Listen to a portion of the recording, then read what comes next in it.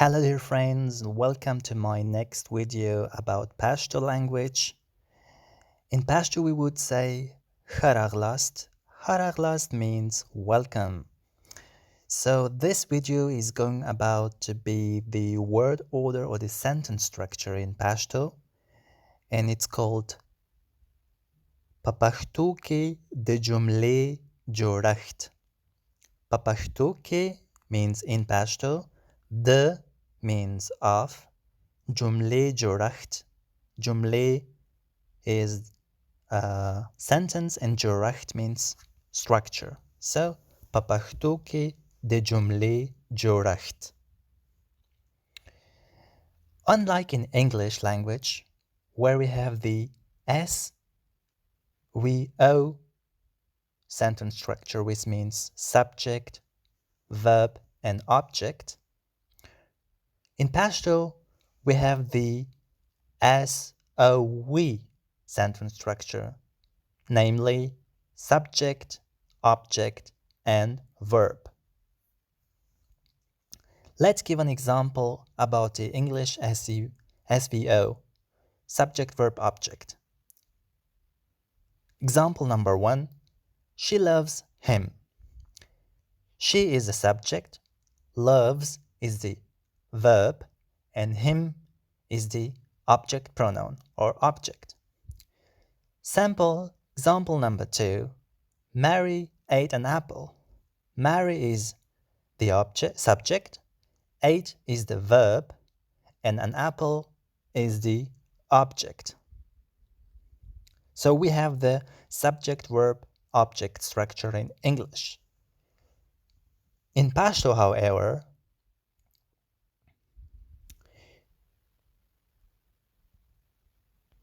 we have the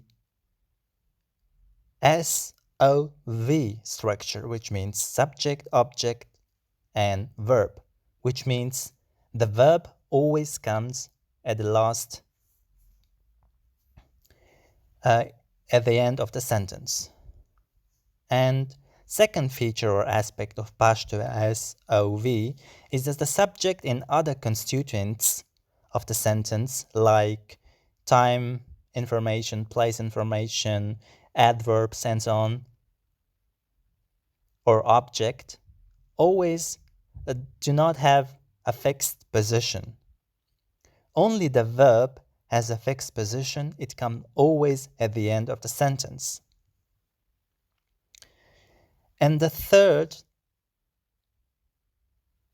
feature of subject-object-verb structure in Pashto is that if there is an indirect and direct object in a sentence, the indirect object usually comes before the direct object.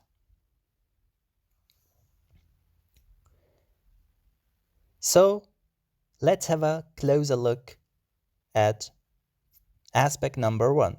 The verb or the predicate always comes at the end of the sentence. Example number 1, Z dodai khuram, which means I eat food or I'm eat. Dodai means food, Z means I, and khuram is eat. So the object dodai, which is food, comes between the subject Z and the verb khuram. Yeah, so the khuram, which is the verb, comes at the end of the sentence. Example number 2, Hara kaban nisi, which means he or she catches fish. Hara is the subject, kaban is the object, which means fish, and nisi is the verb, which means catches. So again, the verb nisi stands at the end of the sentence. And the object kaban, which is the plural of fish, stands between the subject hara and verb nisi. Let's move to the second aspect which is that the subject or the other constituents have no fixed position in the sentence, be it object, time, information regarding place, the how sentence, how it's something done, also of modality and information of causality and reasons, and so on, all have no fixed position except for the verb. When the object is emphasized in the sentence, then it comes in front of the verb. When the time is emphasized in the sentence, then it comes in front of the verb. When the place is emphasized in the sentence, then it comes in front of the verb. So that information which is more emphasized in the sentence comes before or in front of the verb. Let's take the first example. Ma parun pahar ke Ahmad Walid, which means I saw Ahmed in the city yesterday.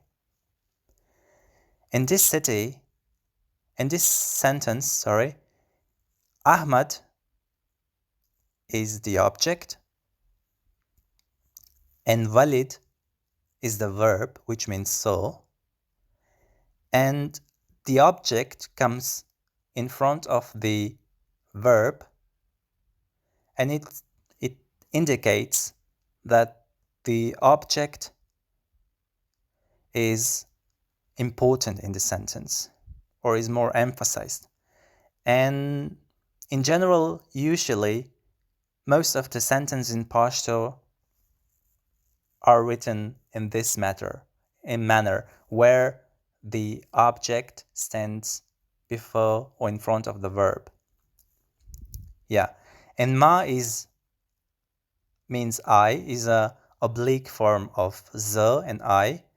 This is another issue we'll talk about in the next videos.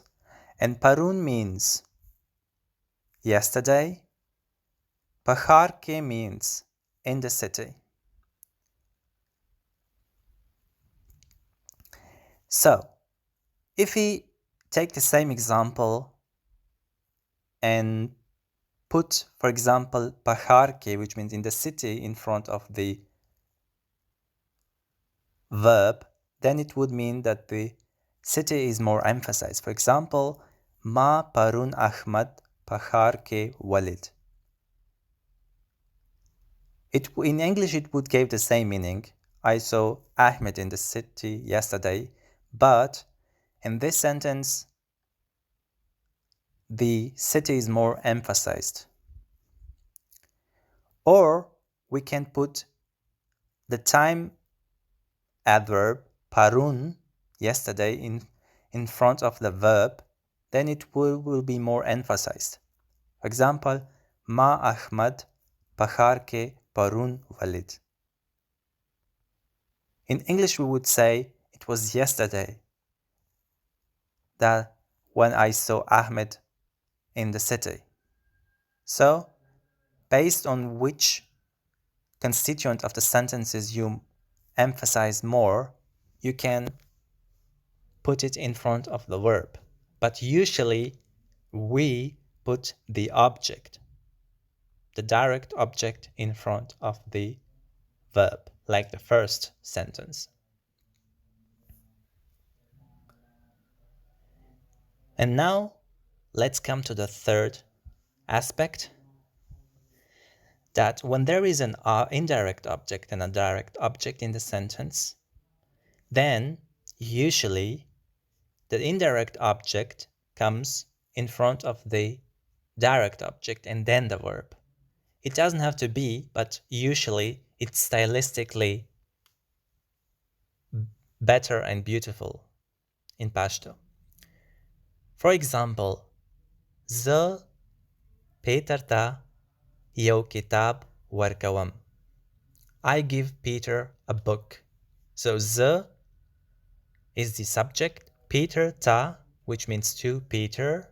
The ta means to, but it's a past position in Pashto, which means it comes after the the indirect object. And pitata or petarta is the indirect object because he's a receiver of the thing. Indirect object means it's the receiver of the direct object. And direct object means what the transitive verb directly influence.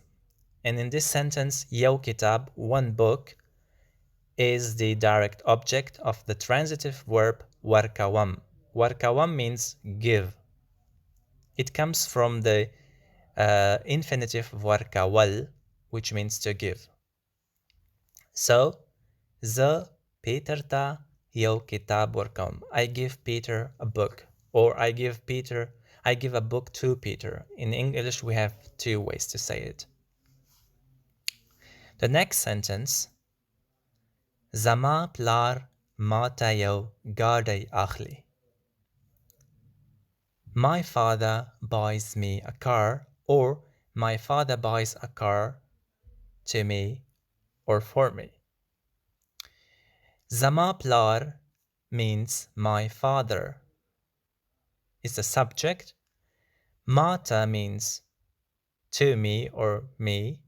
It consists of ma and ta. Ta is again the to, and ma is I. So it would be the English translation would be to me or to I. Yo garde is one car or a car. It's the direct object of the verb akhli. Akhli means to buy. So in this sentence again, mata, which is the indirect object, comes in front of the direct object yo garde. So that was some essential information about the word order or sentence structure of Pashto.